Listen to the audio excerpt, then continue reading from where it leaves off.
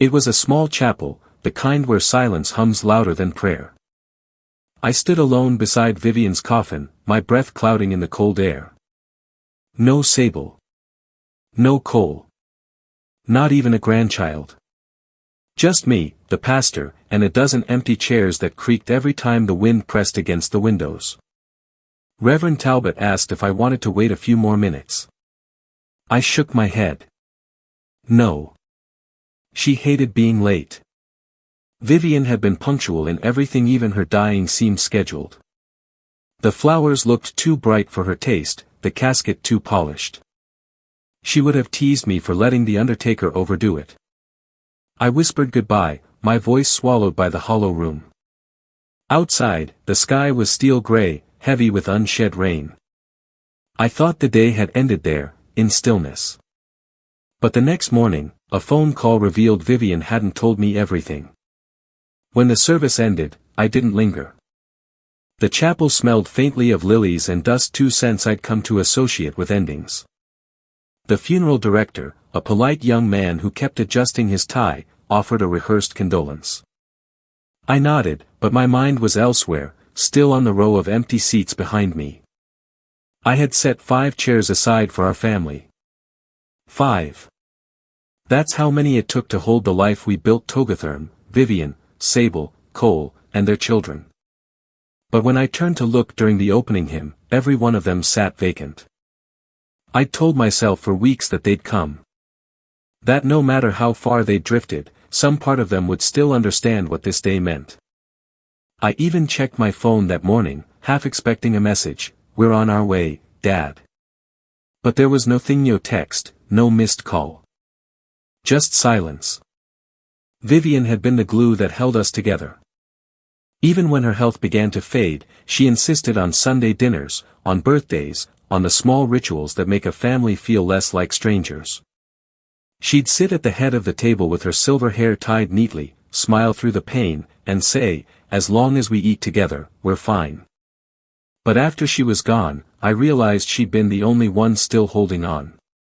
Back home, the house felt wrong. Too clean.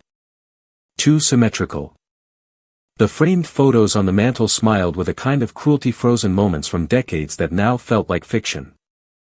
Vivienne had kept everything in order, her slippers aligned, her reading glasses folded beside the lamp, her favorite scarf draped over the chair in the corner. I couldn't bring myself to touch any of it. When I went through the mail later that night, I found a small stack of envelopes, postmarked 2 weeks earlier. My breath caught when I saw her handwriting, neat, deliberate cursive in each one. Sable Whitmore Dunley. Cole Roarke. Dar. Nathan Collins, family physician. My hands trembled. She had sent out invitations to her own funeral. I opened Sable's envelope and felt my stomach twist. The letter was brief, printed on ivory stationery. My dear Sable. If you're reading this, it means I've gone. Don't think of this as an obligation, but as a courtesy to your mother, who once brushed your hair before your first recital, and who always hoped you'd come home again. It was kind, almost painfully so. And yet, my daughter hadn't come. On impulse, I called her. Straight to voicemail. I didn't leave a message. What could I say? Your mother deserved better. She already knew that. They both did. The next morning, I checked social media. I never cared for it much, but curiosity has a way of crawling into the quiet. There she was, Sable, posting pictures from a rooftop bar. Laughter, champagne, a caption that read, "To life, to freedom, to no regrets." Cole had posted, too. A golf course, a sunlit grin, a tagline that said, "Perfect weather for a deal." I stared at their smiles until the screen blurred. Then I turned the phone face down. Vivienne would have forgiven them, I thought. She always did. But I couldn't, not this time. I went to the study and found her funeral notes again, the same list she'd written weeks before she passed. Music, "Be still, my soul." Flowers, "White roses only." Guests, "Family first, then anyone who remembers the good days." She'd believed they would come. She'd believed in them right until the end. And now, staring at her handwriting, I realized what I couldn't admit at the chapel. I wasn't just mourning her. I was mourning the illusion of a family that no longer existed. Outside, the night wind rattled the windows, the same way it had at the chapel. And for a moment, I almost heard her voice again, soft, steady, reminding me that she'd left things in order. At the time, I thought she meant her belongings. I didn't know she meant something else entirely. The morning after the funeral, the house was unnaturally bright. Sunlight spilled through the kitchen window, landing on Vivienne's teacup, the same one she'd used every morning for 40 years. The lipstick stain still marked the rim, a faded pink crescent that stopped me cold. I hadn't washed it yet. Couldn't. It felt like erasing her voice. The phone rang just as I was pouring coffee. At first, I almost didn't answer. It was too early for condolences and too late for apologies. But something, call it instinct, made me pick up. "Mr. Roarke?" a man's voice asked, steady and polite. "This is Gideon Marlowe, from Marlowe and Bristow Attorneys." The name tugged at a memory. Gideon had handled our mortgage years ago. I hadn't heard from him since. "Yes," I said cautiously. "What can I do for you?" "I'm calling regarding a document your wife, Mrs. Vivienne Roarke, left in my office. She requested I contact you the day after her service." The day after. My grip on the receiver tightened. She planned that? I asked. "Yes, sir." Mrs. Roarke was quite specific about the timing. "She left a sealed envelope for you and asked that it be delivered personally." I swallowed hard. "What kind of document is it?" There was a brief pause. "I think it's best if you come in, Mr. Roarke. She wanted you to read it here." The line clicked off before I could ask another question. I stood there for a moment, staring at the silent phone. Vivienne's timing always impeccable, even from beyond the grave. She had written grocery lists with precision, scheduled dentist appointments for the next season, and labeled every storage box in our attic. It was just like her to organize her secrets, too. I left the coffee untouched and drove downtown. The air carried the smell of wet pavement and pine mulch from the park nearby. When I stepped into the law office, a faint trace of eucalyptus greeted me, a smell I remembered from years ago. The receptionist, a young woman with red glasses, gave me a sympathetic nod. "Mr. Marlowe is expecting you." Gideon looked almost exactly as I remembered him, tall, sharp suit, the kind of man who always seems to be halfway between a prayer and a contract. He rose when I entered, his eyes kind but unreadable. "Elias," he said, extending his hand. "I'm so sorry for your loss." "Thank you," I murmured. "You said there was something Vivienne left behind." He nodded, walked to a filing cabinet, and withdrew a slim, cream-colored envelope bound with a single blue ribbon. On the front, in her looping handwriting, it read, "To Elias when the house feels too quiet." My chest tightened. Gideon gestured to the chair opposite his desk. "She wanted you to open it here. Said it might raise questions." I broke the seal carefully, afraid of tearing something sacred. Inside was a short letter and a small brass key taped to the bottom. The letter began simply. "My dearest Elias. If you're reading this, then I've already kept one more secret from you than I ever intended. Don't be angry. Some truths need their own timing. The key belongs to the cedar box in my art room. You'll find what I couldn't say out loud. Read everything before deciding what to do next. And remember, love doesn't end, it just changes shape. V." The brass key glinted under the office light, old and scratched, like something that had waited too long. I looked up at Gideon. "Do you know what this is about?" He hesitated before replying. "No, Mr. Roarke." But she asked me to remind you not everything left unsaid is meant to be hidden. That line echoed in my head the entire drive home.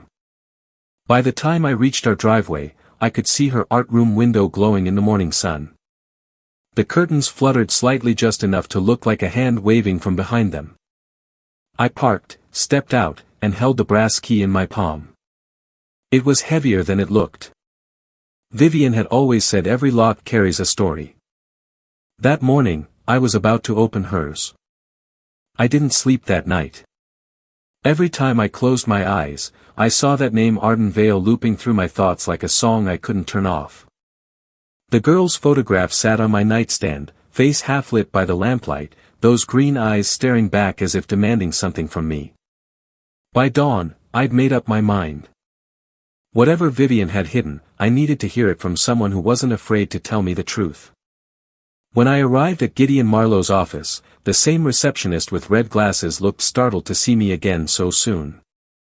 "He's just finishing a call," she said softly. "Would you like some coffee?" "No, thank you," I said, though my hands were already trembling from too much of it. Gideon ushered me into his office a few minutes later, concern flickering behind his polite composure. "Elias," he said, closing the door gently. "You look like you've seen a ghost." "Maybe I have," I answered. "Or maybe I just realized my wife's been keeping one alive." He tilted his head. "You found the box?" "Yes," I said, setting the photo and the letters on his desk. "I found her, Gideon. Arden Vale." "Who is she?" He exhaled slowly, rubbing the bridge of his nose as though choosing his words with surgical precision. "Vivienne asked me to expect this conversation." That sentence cut through me. "You mean she told you everything, and you just played along?" "Not played along," he corrected gently. "Respected her wishes. She believed the truth had its own timing, and that it wasn't mine to reveal." I leaned forward. "Well, it's time. Tell me." He opened a drawer and took out a folder, thick and worn at the corners. "Mrs. Roarke established a private education trust 7 years ago.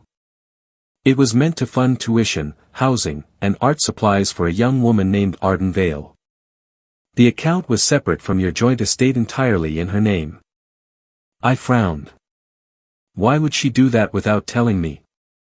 We never kept secrets about money. Gideon hesitated. "Because it wasn't about money." He turned the folder toward me, revealing a notarized birth certificate. My eyes scanned the document, and for a moment, my heart stopped. Father, Nathaniel Roarke. My younger brother. He died in a car accident over 25 years ago, unmarried, no children or so I'd believed. Vivienne discovered this a decade ago, Gideon said softly. Arden's mother was a woman your brother knew briefly before he left for Seattle. She raised the girl alone until she passed away. Vivienne met Arden through an art foundation charity and recognized her resemblance. I felt the air leave my lungs. She knew. All these years, she knew my brother had a daughter. Yes, Gideon said. She confirmed it through documentation, but more than that she saw something of Nathaniel in her. She didn't tell you because she thought it might reopen old wounds. She only wanted to make sure Arden had the life Nathaniel never got the chance to give. I stared at the photograph again. The girl's eyes weren't just Vivienne's, they were my brother's. That same quiet intensity, the same half-smile that never reached full confidence. She paid for her school. I whispered. For her degree, her art residency, her first apartment, Gideon said. Every dollar came from Vivienne's private royalties and commissions. She wanted no gratitude, no recognition. And the letters? She wrote to her every few months. They had a relationship, but distant, more like mentorship than family. Arden believed Vivienne was just a benefactor. The office felt suddenly too small, too bright. I stood, pacing near the window. Outside, the traffic moved in slow streams of color, oblivious to the kind of revelation that rearranges a man's past in a single breath. She never told me, I muttered. Not once in 47 years of marriage. She carried that secret while I slept beside her every night. Gideon's tone softened. Elias, she didn't do it to deceive you. She did it to protect something fragile, the idea that compassion could exist without complication. I turned back to him. You think I wouldn't have understood? I think she was afraid you'd try to fix it, he said quietly. That you'd turn it into a problem to solve, instead of a grace to keep alive. For a long moment, neither of us spoke. The ticking of the office clock grew unbearably loud. Finally, Gideon slid the folder toward me. She wanted you to have this now. Arden's contact information is inside. Do with it what you will. But before you do, read the last page. I opened the final sheet, Vivienne's handwriting again, shaky but determined. Elias, love was never about sharing everything. It was about giving what could still do good after we're gone. You once told me a life well lived leaves nothing wasted. I hope you still believe that. When I looked up, my eyes were burning. Gideon didn't speak again, he simply nodded as if to say the rest was up to me. I left the office with the folder pressed against my chest, the way one carries something fragile and irreplaceable. By the time I reached the street, the sun was sliding behind a line of winter clouds, the light thinning like a breath fading into cold air. Somewhere out there, a young woman named Arden Vale was living proof that my brother's blood and my wife's heart were still alive in this world. And I intended to find her. They arrived on a Sunday, the kind of gray afternoon that makes even good memories feel heavy. I saw Sable's black SUV first, shiny, loud, and impatient as it turned into the driveway. A minute later, Cole's sedan pulled up behind her. I didn't have to ask why they were there. Word travels fast when money is involved. Sable came in without knocking, her perfume hitting the room before she did. Dad, she said sharply, like the word was an obligation. We need to talk. Cole followed, quieter, always letting his sister do the talking. That was their rhythm. She swung the hammer, and he pretended not to hear the sound. I stayed seated in my armchair, the one Vivienne used to call my stubborn throne. Coffee? I asked. Sable folded her arms. Let's skip the small talk. We heard from Mr. Marlowe. Of course, they had. So, she continued, pacing like a prosecutor. You're telling me Mom was secretly giving away money to some random girl for years and now you're just fine with that? She wasn't random, I said. Oh, please, she snapped. Don't defend her like she's a saint. Mom hid things. She lied to you. I met her eyes. Maybe she kept things quiet because she knew how you'd react. Cole finally spoke up, his voice low but sharp. Dad, we're not here to argue. We just want to make sure things are clear. You said Mom's will is still valid, right? There's no new beneficiary or hidden clause. I almost laughed. That's what you're worried about? Your mother's generosity as a legal inconvenience. Sable leaned closer, lowering her voice like she was unveiling a scandal. Dad, you don't know this girl. What if she manipulated Mom? Maybe she found out she was rich people do crazy things for money.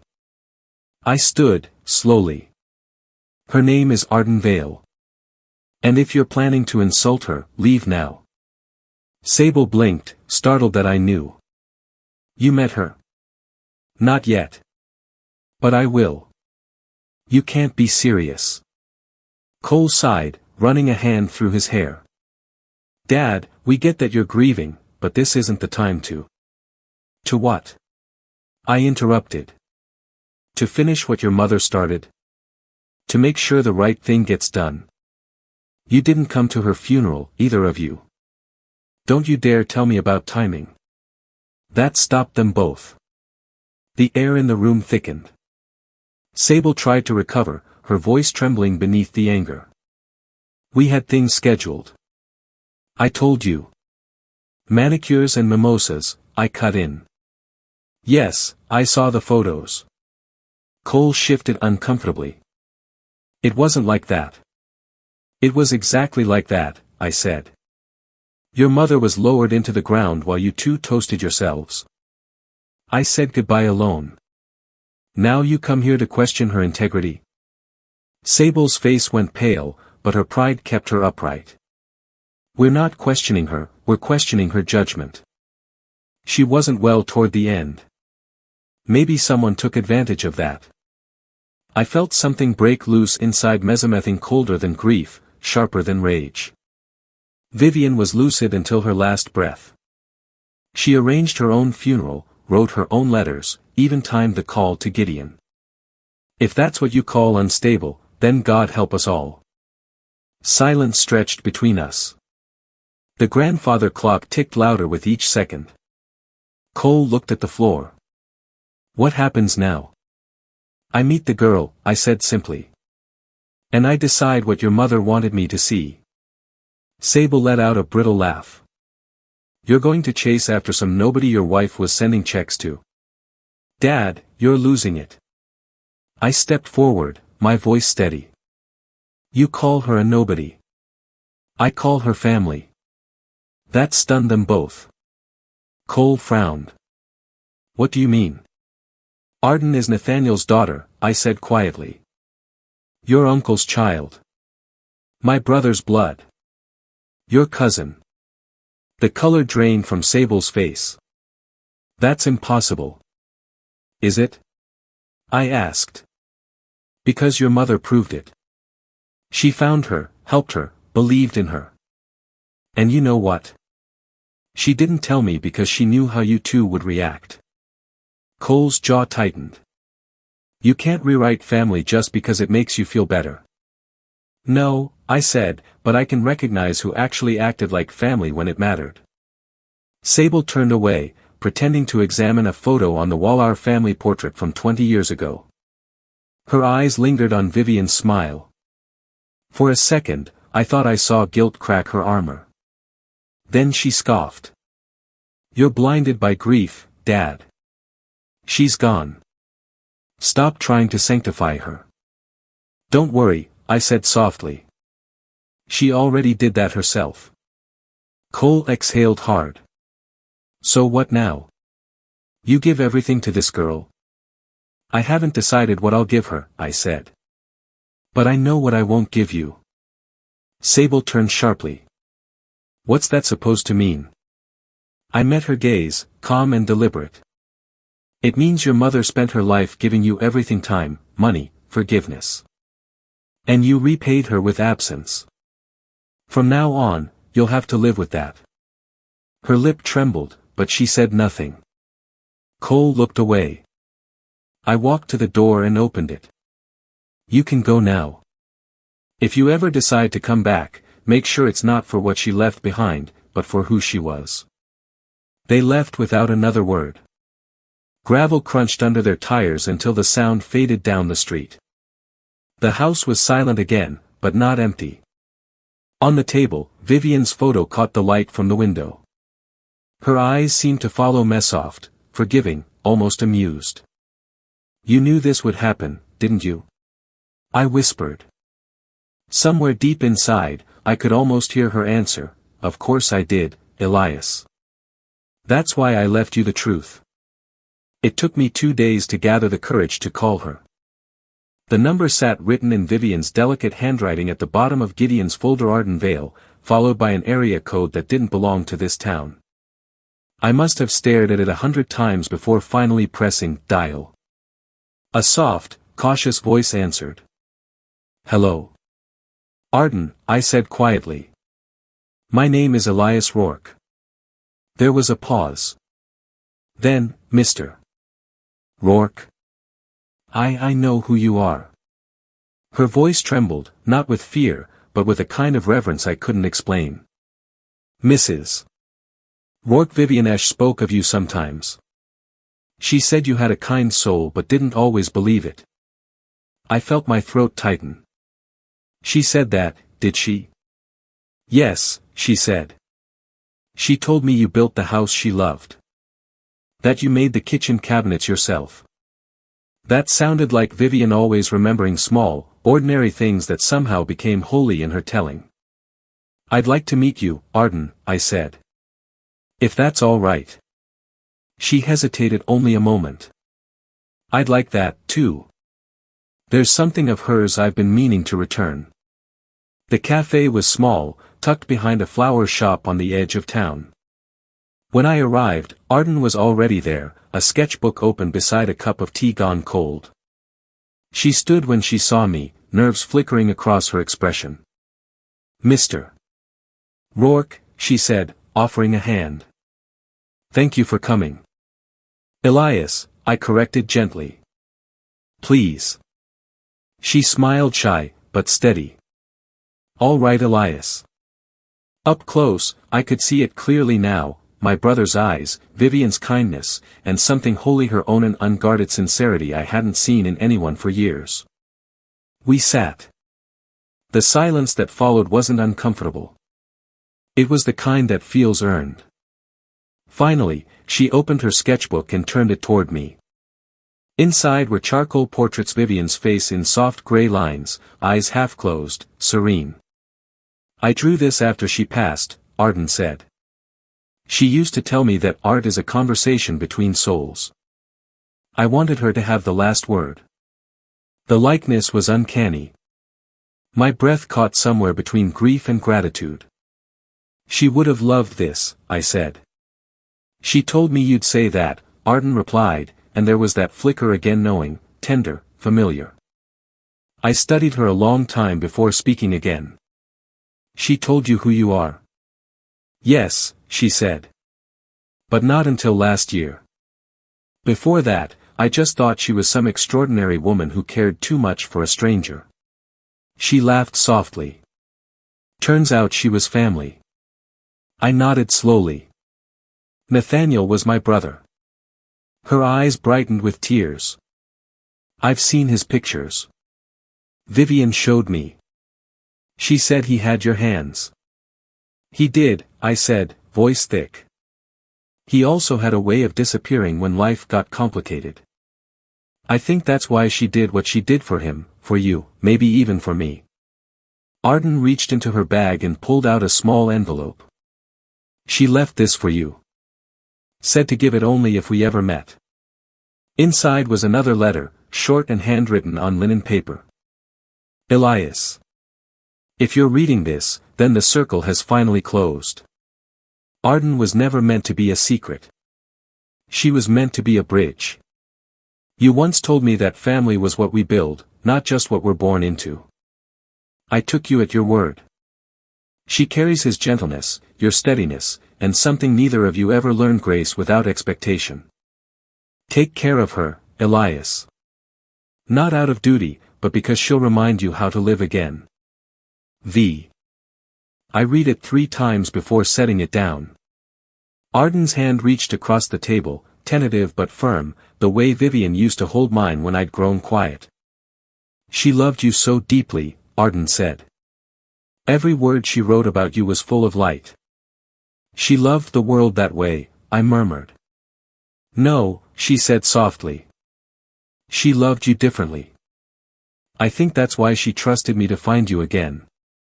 I didn't know what to say.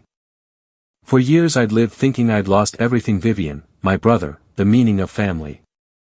Yet sitting across from this young woman, I realized part of them had survived, carried forward in her eyes, her voice, her art. I think she'd like it if we stayed in touch, I said at last. Arden smiled through her tears. I think she planned on it. Outside, the winter wind carried the faint scent of lilac from the shop next door, Vivienne's favorite flower. For the first time in weeks, the ache in my chest eased just enough to let the air in. Vivienne had left me a secret, yes, but she'd also left me a reason to keep going. I drove to Gideon Marlowe's office 2 mornings later, the sky the color of unpolished silver. The storm that had threatened all week finally broke into a fine drizzle, streaking the windshield like threads of gray silk. For once, I didn't mind the weather. It suited the mood, quiet, heavy, reflective. Gideon was waiting for me, his office glowing faintly from the amber lamps he favored. "Elias," he greeted, standing to shake my hand. "You look different."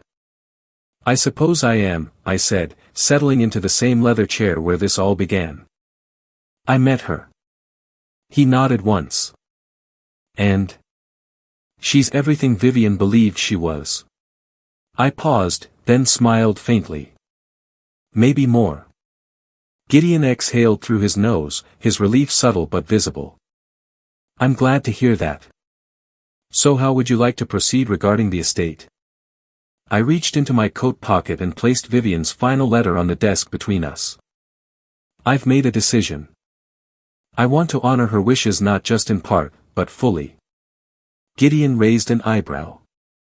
"You mean the scholarship fund?" "That, and something more," I said. "She didn't just leave Arden money. She left her faith in love, in family, in second chances. I want to make sure that outlives both of us." He leaned back slightly, studying me. "What exactly do you have in mind?" "I'd like to create a foundation," I said, feeling the word solidify as I spoke. "The Vivienne Roarke Fund. Half of the estate goes to continue Arden's scholarship and to support young artists who can't afford to dream. The other half stays in trust for Arden until she turns 30. She'll be its first trustee." Gideon smiled faintly. "That's a generous choice." "It's not generosity," I said quietly. "It's clarity. My children's Abul and Cole will have to learn to stand without leaning on their mother's memory like a crutch. She spent her life carrying them. It's time they remember how to walk." He scribbled notes on his legal pad. "Would you like them informed of these changes?" "No," I said. "Let the paperwork speak when the time comes. Some truths don't need announcements." For a while, we worked in near silence. Gideon drafted clauses, adjusted figures, and read aloud legal phrases that sounded sterile compared to what they meant in spirit. But beneath the formality, something sacred, Hamida kind of peace I hadn't felt in months. When he finished, he turned the document around and handed me the pen. I hesitated only a moment before signing. My name looked steadier than I felt. "You know," Gideon said as he gathered the pages, "Vivienne once told me that you were the most principled man she'd ever known and also the most stubborn. She worried those two things would collide one day." I chuckled under my breath. She wasn't wrong. "She also said," he continued, "that if anyone could turn grief into grace, it would be you." The words hit harder than I expected. "She said that?" He nodded. "On the day she brought me the envelope for you." For a long moment, I couldn't speak. The rain outside deepened into a soft, rhythmic patter against the windows. I could almost hear her voice in it, calm and steady, reminding me that endings were just beginnings in disguise. When I stood to leave, Gideon followed me to the door. "You've done something rare, Elias," he said. "You chose peace when most people would have chosen retribution." "I've lived long enough to know revenge doesn't fix what's already broken," I replied. "It just makes more pieces." He smiled. "And what does peace do?" I looked out the window at the faint outline of the town beneath the rain. "Peace," I said, "lets you stop carrying the weight of other people's choices." Outside, the drizzle had turned into a light mist. The streets glistened, and somewhere in the distance, I could hear church bells marking the hour. When I stepped out, I tilted my head up and let the rain hit my face. For the first time since Vivienne's funeral, it didn't feel cold. It felt clean. Back home, I placed a framed photograph of her on the mantel, one I hadn't been able to look at until now. She was smiling, paint on her hands, sunlight in her hair. I stood there for a long time, tracing the glass with my fingertips. "You got your wish, Viv," I whispered. "It's all in order now." The house didn't answer, but the quiet felt full alive somehow. Tomorrow, I'd call Arden. There was still work to do, not the kind that filled ledgers, but the kind that filled lives. And for the first time in months, I didn't dread the morning. The sky that morning carried the first hint of spring, soft, pale blue streaked with gold. The snow had finally melted off the garden path, leaving patches of damp earth where Vivienne's roses would soon return. I stood on the porch, watching the sunlight spill across the yard, and for a moment I could almost see her there again, kneeling by the soil, sleeves rolled up, humming some old tune that never had a name. A car pulled up quietly at the curb. Arden stepped out, holding a small bouquet of lilies. They were her grandmother's favorite. Tesh remembered that detail from one of Vivienne's letters. She gave me a small smile, the kind that carries both reverence and belonging. "Good morning," she said softly. "Morning," I replied. "You ready?" She nodded, and together we drove to the cemetery at the edge of town. The air smelled faintly of rain and thawing ground, the world waking up again after its long sleep. When we reached Vivienne's resting place, the grass was still uneven from winter's frost. I'd chosen a simple headstone, her name, the dates, and one line she'd written years ago in her journal. "Love is not what we keep. It's what we leave behind." Arden knelt to place the lilies at the base of the stone. Her hand lingered there for a moment before she whispered something too quiet for me to hear. Then she stepped back, giving me space. I stood for a long time without speaking. The words I'd rehearsed in my head felt clumsy, small. "What do you say to someone who taught you how to live, even while dying?" "Viv," I finally said, my voice low, "you were right. About everything. About the kids, about Grace, about how sometimes love has to be quiet to survive." A breeze moved through the trees, soft but insistent, rustling the dry leaves that still clung to the branches. I smiled faintly. "You'd like Arden," I said. "She's got your stubborn streak and my brother's patience. The world didn't give her much, but you did. And now I see why." Arden took my arm gently. "She'd be proud of you," she said. I looked at her, at those green eyes that carried so much of what we'd lost and found again. Maybe she'd be proud of both of us. We stood there together in the quiet. The wind carried the sound of distant church bells, 12 slow chimes rolling across the hills. I remembered Vivienne once saying that every bell was a reminder to look up to notice the light even when the world turned gray. As we walked back to the car, Arden stopped by the gate. "I was thinking," she said hesitantly, "about the fund. Maybe we could host the first exhibit here in town. Use the house as a gallery, even if just for a day." She would have loved that. I felt something loosen in my chest, that mix of grief and purpose that only comes when you finally understand what to do with what's left. "She would have loved that," I said. "And she'd tell us to use the good wine for the opening." Arden laughed. "Ida sounds so pure it seemed to lift the fog off the fields." "Then we'll do it right." When we got back home, the afternoon light had warmed the porch. She helped me trim the last of the dead branches from the rosebushes. Beneath the brittle stems, tiny green shoots were pushing through. Life insisting on itself again. "You ever think she planned this?" I asked. Arden looked up, smiling. "Every detail." I believed her. Later, after she left, I brewed a pot of Vivienne's favorite tea, bergamot with a hint of honey, and sat by the window as the sun dipped behind the trees. The house, once suffocatingly quiet, now felt alive in its stillness. I took out a blank page and began to write, not to her this time, but to myself. "You did it. You found the truth. You forgave the ones who couldn't see you. And you kept the promise, the one she never had to ask for, to keep going." When I set the pen down, I caught sight of the photo on the mantel, Vivienne laughing, paint smudged on her cheek. The last rays of daylight touched her face, making it glow for a moment before fading into dusk. I raised my teacup slightly toward her picture. "You got the last word, Viv," I murmured. "But I got the peace." Outside, the wind shifted through the garden, brushing against the budding roses. I could almost hear her voice in it, soft, amused, endlessly patient. "Keep living, Elias. Keep tending the things that grow." And I would.